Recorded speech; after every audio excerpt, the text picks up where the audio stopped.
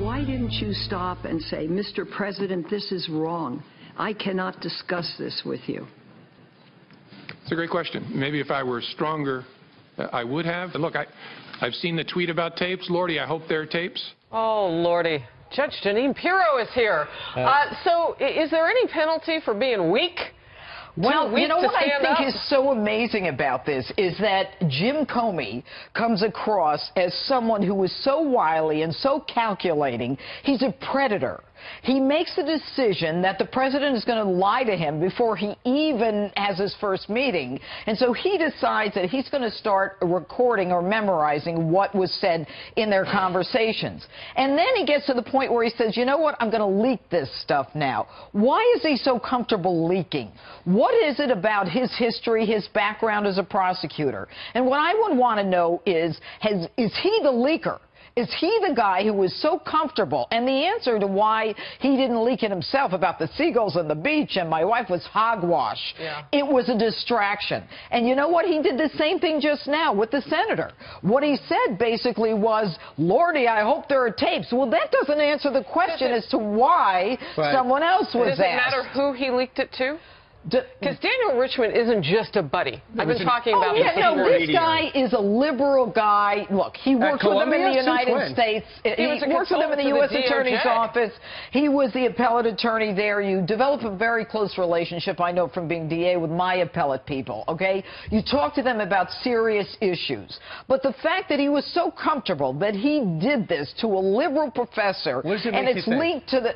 It tells me that this isn't the first time that the guy's leaked. It tells me he's a predator. He was looking to take Donald down, or the president down, excuse me, and what he wanted to do was preserve himself. He is an operator. He is part of the Washington elite. Well, I tell you what, it's interesting, though. Why didn't he leak out, if he did do a bunch of leaking, and some people are saying that, why didn't he leak out the Loretta Lynch stuff last year, where she told him, you know, when he's talking about the criminal investigation into Hillary Clinton, she goes, don't call it an investigation. We'll call it a matter of fact. She was influencing the campaign and the election. I am outraged because this is where the investigations need to go. This is where Senate intel needs to focus right now.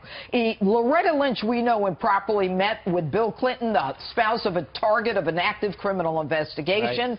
She never admitted that she did it until she was caught. She uses the language of the Clinton campaign, and then she doesn't really do anything other than to promote the theory that nothing is going on here. We still don't know what that memo is, and it can only be told by people behind closed doors that he may have read. Now, what I think is underreported is the fact that he said, if I get this out to the New York Times, my hope is to get my side of the story out and launch a special counsel. Really? Yeah. Now all of a sudden a guy that's not going to be investigated, you're determined to get a special counsel? Is this about revenge? It's clearly about revenge. This is a setup.